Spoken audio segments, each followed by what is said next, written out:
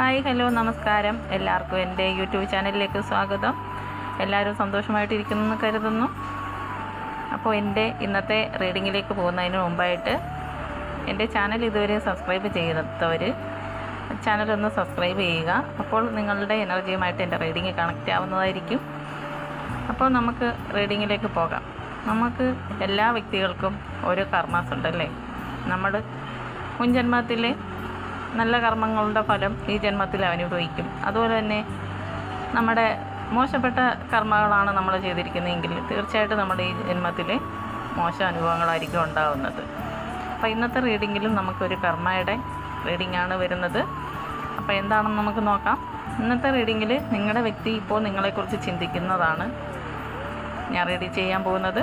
അപ്പോൾ നമുക്ക് റീഡിങ്ങിലേക്ക് കിടക്കാം. നിങ്ങളുടെ വ്യക്തി നിങ്ങൾക്കിടയിൽ, അതായത് നിങ്ങളുടെ ലൈഫെന്ന് പറഞ്ഞാൽ വളരെ സന്തോഷകരമായിട്ട് പോയിക്കൊണ്ടിരുന്നൊരു ലൈഫിലേക്ക് ഒരു തേർഡ് പാർട്ടി സിറ്റുവേഷൻ ഉണ്ടായി.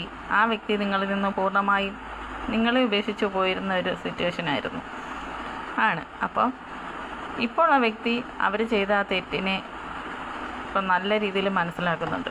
അവർക്ക് ആ തേർഡ് പാർട്ടി സിറ്റുവേഷനിൽ പോയെങ്കിലും അവർക്ക് അവിടെ ഒരു സന്തോഷമോ ഒരു ഒരു രീതിയിലും അവർക്കൊരു മനസ്സിന് സ്വസ്ഥതയില്ലാത്തൊരു കാര്യത്തിലേക്കാണ് അവർ പോയതെന്ന് ഇപ്പോൾ അവർ മനസ്സിലാക്കുന്നുണ്ട് അല്ലേ. അവർ നിങ്ങളോട് ചെയ്ത ഒരു കർമ്മയുടെ ഫലമാണ് ഇപ്പോൾ ആ വ്യക്തി അനുഭവിക്കുന്നുണ്ട് എന്നുള്ളത് ആ വ്യക്തിക്ക് പൂർണ്ണ ബോധ്യമുണ്ട് അല്ലേ. നിങ്ങളുമൊത്തൊരു ലൈഫ് അവരിപ്പോൾ ആഗ്രഹിക്കുന്നുണ്ട്. അതിനു വേണ്ടി ആ വ്യക്തി ഇപ്പം പല പല കാര്യങ്ങളും ക്രിയേറ്റ് ചെയ്യുന്നുണ്ട്. നിങ്ങളുമായിട്ടുള്ളൊരു ജീവിതം അവർ ക്രിയേറ്റ് ചെയ്യുവാണ്, പുതിയൊരു ജീവിതത്തിന് വേണ്ടിയിട്ട് അല്ലേ. നിങ്ങളിലേക്ക് പൂർണ്ണമായിട്ടും ഒരു തിരിച്ചുവരവ് ആ വ്യക്തി ആഗ്രഹിക്കുന്നുണ്ട്. നിങ്ങളോട് മാപ്പ് പറഞ്ഞ് നിങ്ങൾക്ക് ഒരു പുതിയ ഒരു ജീവിതം തരാൻ വേണ്ടി ആ വ്യക്തി ആഗ്രഹിക്കുന്നതായിട്ടാണ് കാണിക്കുന്നത്.